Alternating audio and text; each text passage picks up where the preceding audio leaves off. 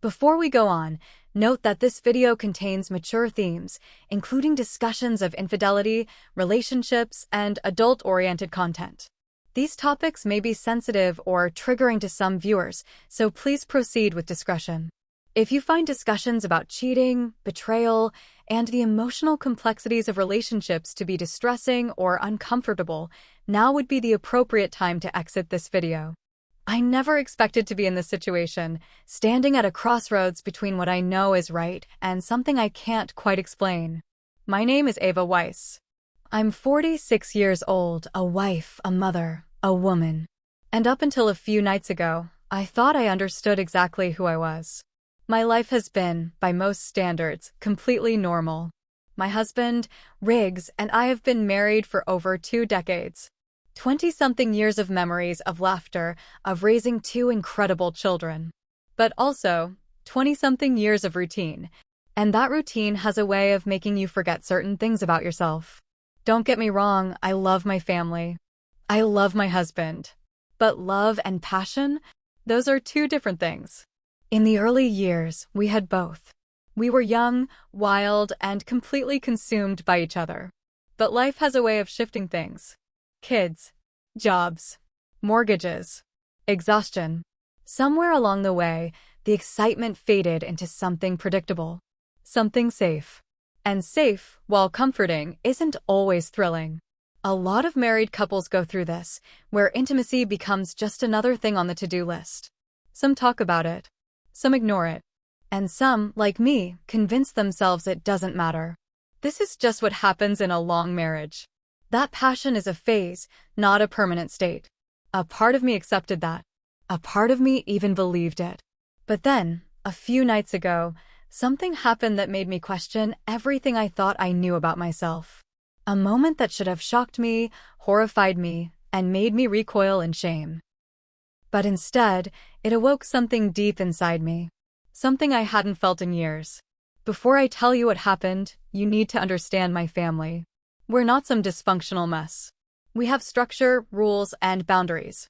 At least, we always have, until now. I have 2 children, Koa, my 21-year-old son, and Madeline, my 18-year-old daughter. They're both good kids, independent in their ways. Madeline is getting ready to start her own life, eager to leave home and step into adulthood. Koa, on the other hand, still lives with us. Not because he has to, but because it makes sense financially. He's responsible, works hard, saves his money. And while I know he could move out if he wanted to, a part of me is glad he's still here. The thing about having adult children is that you stop seeing them as just your kids. You start to notice how they've changed, how they carry themselves, how they think and speak in ways that remind you they're not little anymore. They become people, separate from you, complex in their own right. But no matter how grown they are, there have always been lines in our home. Unspoken rules. Privacy is one of them. Doors stay closed. Personal space is respected. At least, that's what I thought. Looking back, I think that's why that night unsettled me so much. Because Koa crossed a line I never imagined he would cross. And worse, I let him. Some nights blend in a way that makes them forgettable. They follow a rhythm: dinner, small talk, a little TV, then bed.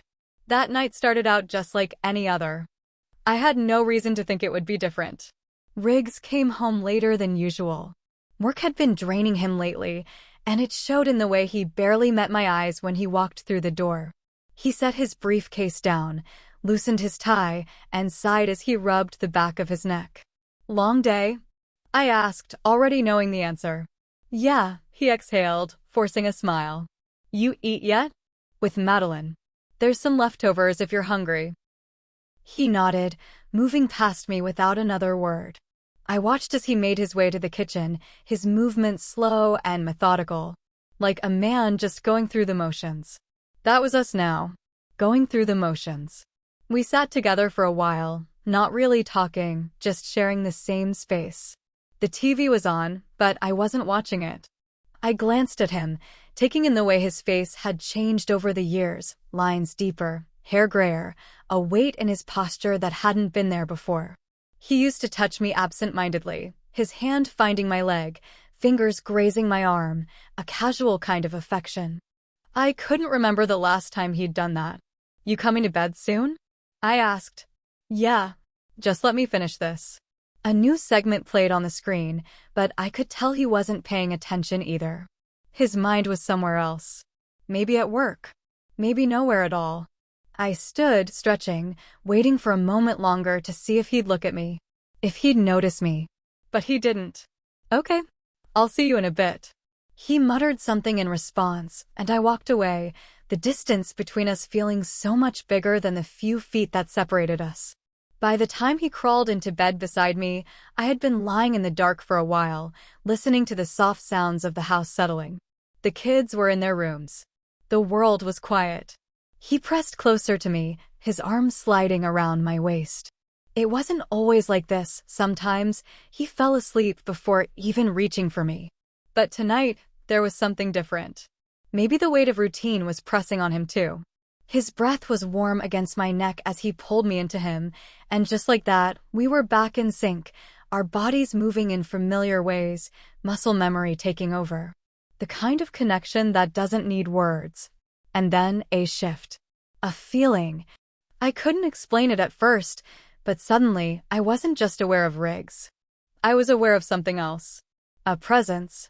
A shift in the air, in the energy of the room. A small, creeping sensation at the back of my mind. I opened my eyes, and that's when I saw it. The bedroom door was open. A sliver of the hallway stretched beyond it, a space that should have been closed off. My stomach tightened. We never left our door open. Never. My mind immediately started racing. Had I forgotten to shut it? Had the wind pushed it open? No, that didn't make sense. Someone had opened it. Someone was there. For a split second, I thought about stopping. I thought about shaking Riggs and whispering, "Did you hear that?" like I had so many times before when I imagined a noise in the middle of the night. But I didn't. Because deep down, I already knew. Slowly, I let my eyes shift past the sliver of light. Past the open door. Into the darkness beyond it. And that's when I saw him. Koa. Standing in the hallway, just beyond the doorway. His body was still, frozen. The faintest outline of his face, his frame, was barely visible in the dim glow of the night light from the hall. My breath caught. A rush of heat spread through my chest, but not from panic. From something else. Something I didn't want to name. This was wrong. He shouldn't be there. He shouldn't be watching. But he was. And I didn't stop him. I could have. I could have called out his name, told him to go back to his room, and demanded an explanation. But I didn't. I hesitated. And in that hesitation, something inside me shifted. I should have been mortified, embarrassed, angry, but I wasn't. Instead, my skin felt electric. My heart pounded, but not just from fear. I felt seen. And for the first time in a long time, that feeling consumed me. I glanced at Riggs, but he was unaware. Lost in his world, oblivious to the silent tension unfolding just a few feet away. He had no idea what was happening in the shadows of our own home, and neither did I. I turned my head again, and just like that, Koa was gone. The door was closed. It happened so fast that I almost questioned if it was real. But I knew it was. And the worst part? I didn't feel relief. I felt something else entirely. I should have felt disgusted. I should have been horrified. I should have shaken Riggs awake, demanded answers, stormed down the hall to Koa's room, and asked him what the hell he was thinking. But I didn't. Instead, I lay there, my body still humming with adrenaline, my skin still warm from the moment. My mind was a tangled mess of emotions, shame, confusion, disbelief. And buried beneath all of that, something far worse, exhilaration. I hated myself for it. Riggs exhaled beside me, already slipping into sleep, completely unaware of the storm raging inside me. I turned onto my side, staring at the closed door, my heart still pounding in my chest. What the hell is wrong with me?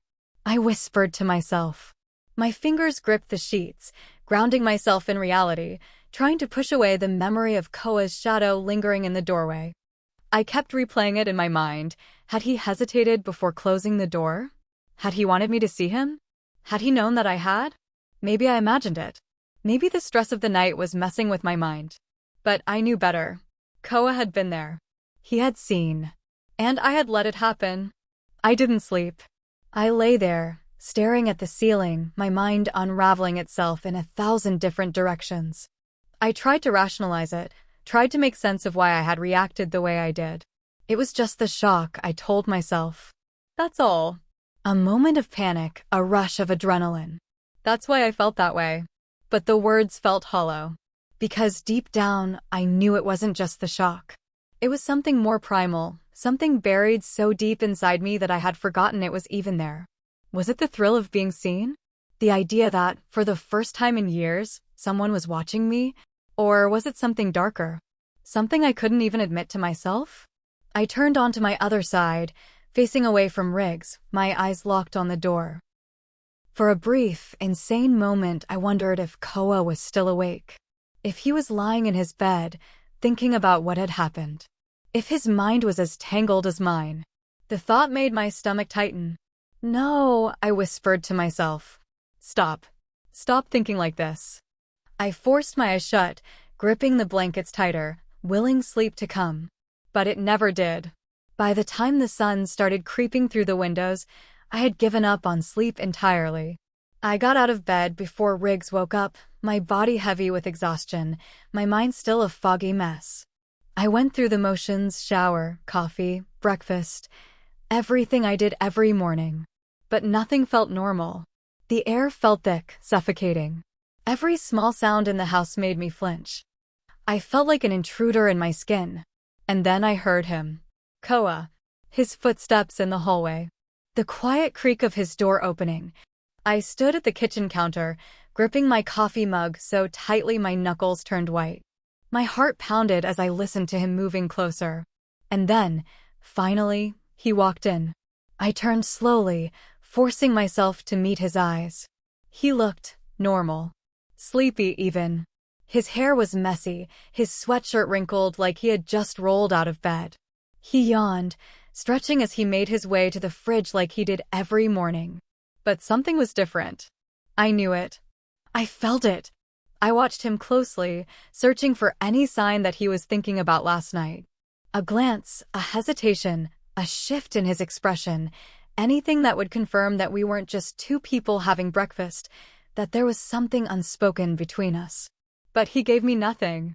Morning, he muttered as he pulled out the orange juice. Morning, I answered, my voice tight. He poured himself a glass, leaned against the counter, and took a sip. His face was unreadable. And for the first time in his entire life, I realized I couldn't tell what my son was thinking. Did you sleep okay? I asked, testing the waters. He shrugged. Yeah. You? Not really, I admitted before I could stop myself. He didn't react. Didn't flinch. Didn't shift uncomfortably or look away. He just took another sip of juice, his expression neutral. And that's when I started to doubt myself. Maybe I had imagined the whole thing. Maybe he had just been walking past our room. Maybe he hadn't been watching at all. Maybe my mind had twisted something innocent into something dark. But deep down, I knew that wasn't true. Koa was acting normal. Too normal. And that was the problem. As the morning went on, the weight of unspoken words settled between us. It was subtle, almost imperceptible. But it was there. I caught myself watching him more than I should have. Studying him, looking for cracks in his composure. But there were none. He was either completely unaffected, or he was just better at hiding it than I was. At one point, I glanced up from my coffee and found him watching me. Just for a second. Just long enough for my breath to hitch in my throat. And then he looked away like nothing had happened. I swallowed hard, my pulse racing. Did he know that I saw him last night? Or was he just as lost in his own thoughts as I was? I felt a sudden, desperate urge to say something. To acknowledge what had happened. To clear the air before it suffocated me. But how could I? What could I even say? Hey, Koa. I saw you last night. Hey, Koa. Why were you standing outside my door? Hey, Koa. Why didn't you stop me? No, I couldn't. Saying the words would make them real. And I wasn't ready for that. So I said nothing. I'm gonna head out for a bit, Koa said suddenly, setting his empty glass in the sink. Oh, I blinked. Where are you going? Just out, he said vaguely. Need some air. I nodded slowly. Okay, be safe. Yeah. And just like that, he was gone. The front door closed behind him, and I finally let out the breath I hadn't realized I was holding. I pressed my hands against the counter, steadying myself. My whole body was tense, my mind exhausted from trying to make sense of something that had no explanation. The moment was over. The conversation never happened. But the tension? The tension was just beginning. Boundaries exist for a reason. They make us feel safe and secure. They define what is acceptable and what is normal. And I have always respected those lines. But what happens when those lines are blurred? When something unexpected makes you feel something you weren't supposed to feel. Sometimes, the things that should repulse us don't. Sometimes, the things we know are off limits make us pause, not because we want to cross them, but because they force us to confront something deeper inside ourselves. Something uncomfortable. Something buried. Maybe that was what this was. Not desire. Not attraction. But curiosity. The kind of curiosity that wakes up in the strangest moments, that asks questions you never thought you'd have to answer. I wasn't thinking about Koa in the way a mother shouldn't. That wasn't what this was. But I was thinking about myself. About what this moment had uncovered in me. And that terrified me. Shame is a strange thing. It doesn't hit you all at once. It creeps in slowly, weaving itself into your thoughts, making you second-guess yourself at every turn. I felt ashamed of my reaction. Ashamed that, in that moment, I hadn't felt disgusted or horrified. Instead, I had felt alive. Awake. Like something inside me had been shaken loose after years of being buried under routine and responsibility. I had spent decades being a mother, a wife, and a caretaker. I had always known my role, played my part. And in that moment, something disrupted it. Something made me see myself differently. Not as just a wife. Not as just a mother. But as a woman. A woman who had been seen. But why did it take something so unsettling to make me feel that way? Why did it take being watched to remind me that I even existed outside of my roles? I think all people, whether they admit it or not, have a fundamental need to be seen. To be acknowledged. To be noticed in a way that makes them feel like they matter. When was the last time I had felt that way? Truly felt that way? It wasn't Riggs's fault. He was a good husband, a good man. He provided, he cared, he did everything he was supposed to do. But somewhere along the way, we stopped seeing each other. We moved through life like partners in a business, fulfilling our roles, keeping things stable. But the passion? The excitement? The feeling of being wanted? That had faded a long time ago. I used to believe that was normal. That every marriage loses its spark eventually. That passion was something temporary, something that could never last. But maybe I had just convinced myself of that because it was easier than admitting the truth. That I missed it. That I wanted more. That I needed more. It wasn't about Koa. Not really. It was about what he represented in that moment. He had seen me, and for the first time in a long time, I had felt visible. It wasn't just about being looked at. It was about being acknowledged. Noticed. Not as a mother. Not as a wife. But as a person who still existed outside of those titles. And that terrified me. Because if this moment could shake me so deeply, if this single experience could make me question everything I thought I knew about myself, what did that say about me? About my marriage? About my life? Was I really happy? Or had I just convinced myself that I was? This wasn't the first time I had felt something I wasn't supposed to feel. I thought back to other moments in my lifetimes when an innocent conversation with a man had lingered in my mind longer than it should have. Times when I caught myself enjoying the attention of someone other than my husband. Times when I felt something stir inside me, only to shove it down and pretend it wasn't there. I had always ignored those moments, chalking them up to fleeting thoughts, harmless impulses. But what if they weren't harmless? What if they were warnings? Signs that something was missing? What if I had been starving for something without even realizing it? I couldn't take it back. I couldn't undo the moment. I couldn't unfeel what I had felt. But what was I supposed to do with it? I could pretend it never happened. I could bury it, shove it deep down like I had done with every other complicated emotion I had ever faced. But that wouldn't erase it. That wouldn't stop the thoughts from creeping in late at night, from clawing at the edges of my mind when I least expected it. Or I could face it. I could acknowledge that something inside me had shifted and that I couldn't ignore it anymore. But what did that mean? What would I even do with that realization? Was I supposed to talk to Riggs? Confess something I didn't even fully understand myself? Was I supposed to talk to Koa? Acknowledge what had happened? Open a door that should have never been opened? Or was I supposed to do nothing? Pretend. Forget. Move on. I didn't have the answers.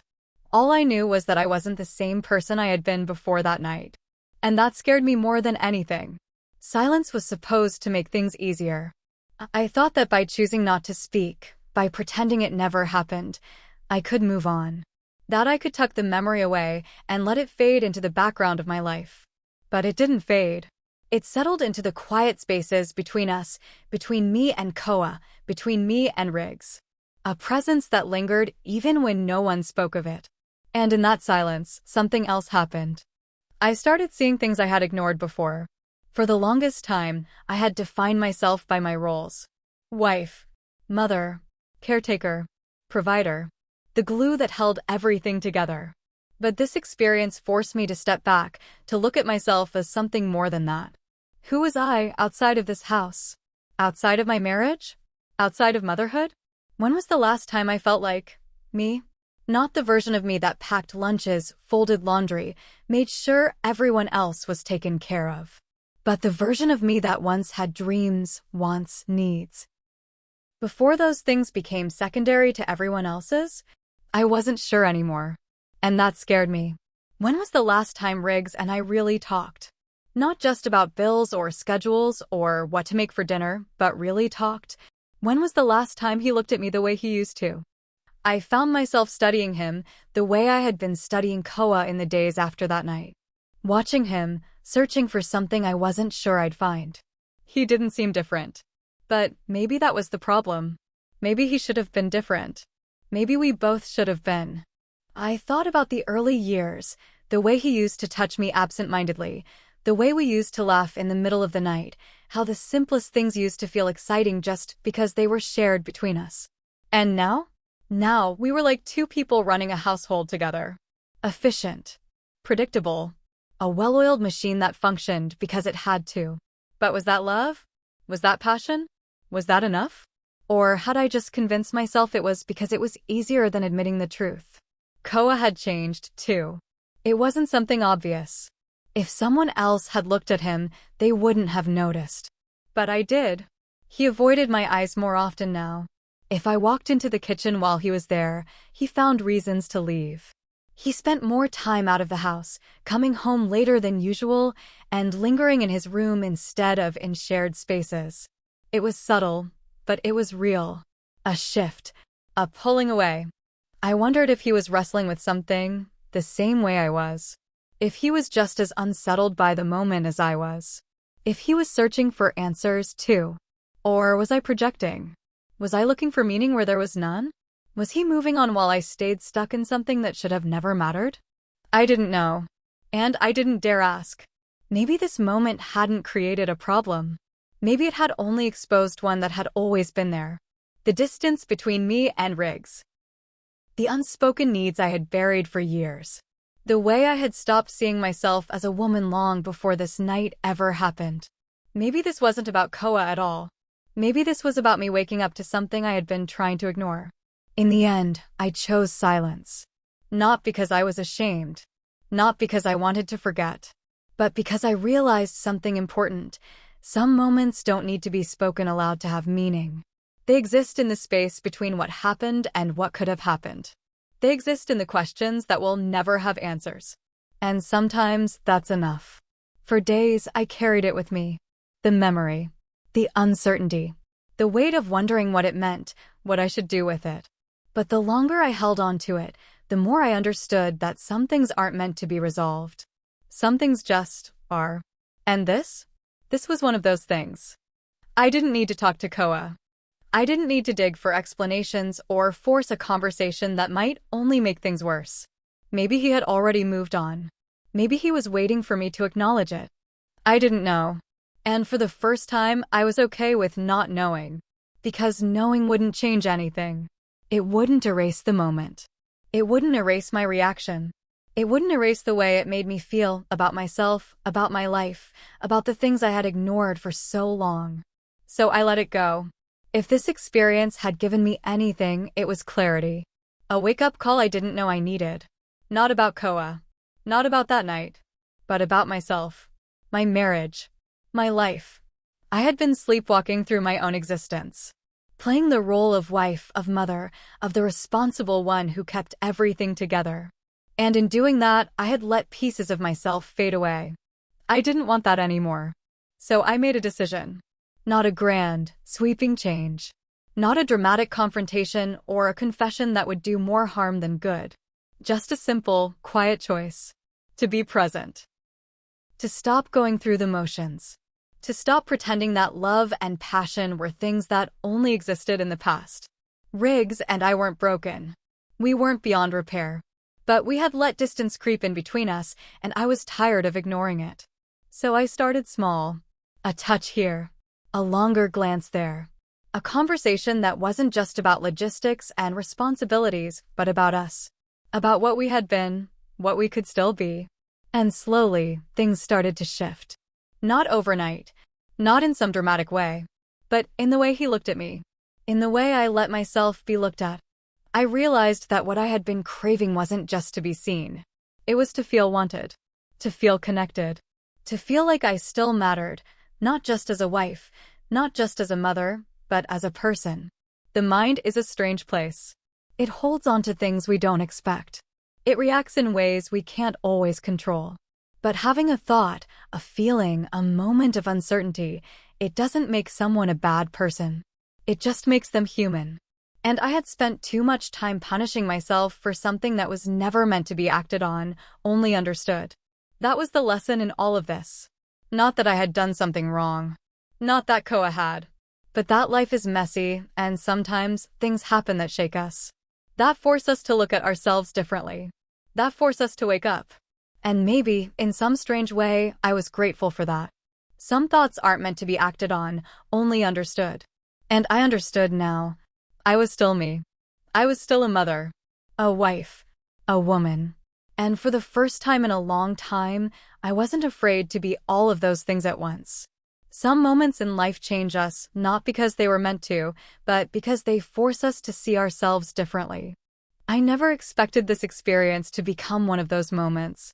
I never expected it to wake something in me, to make me question things I thought were certain. But it did. And maybe that's okay. We like to believe that we are in full control of our thoughts, our emotions, our reactions. But the truth is, sometimes, life throws us into situations that don't have easy explanations. And when that happens, we have a choice. We can either run from them, bury them, pretend they never existed, or we can sit with them, examine them, learn from them. Not every feeling needs an action. Not every thought needs to be spoken. Some things are meant to pass through us, to stir something in us, and then to fade. And that doesn't make them wrong. It just makes them real. So I leave you with this. Have you ever had an experience that forced you to see yourself differently? Do we always need to act on every feeling we have? Or can some things just remain thoughts? How much of our morality is shaped by society, and how much is shaped by our own personal truths? Can we accept the complexity of our emotions without judging ourselves for having them? Because at the end of the day, we are not just the things we do. We are also the things we think, the things we wrestle with, the things we choose to carry, and the things we choose to let go. If my story resonated with you, don't forget to like and subscribe. Hit the notification bell to stay updated, and share your thoughts in the comments. I'd love to hear from you. See you in my next video.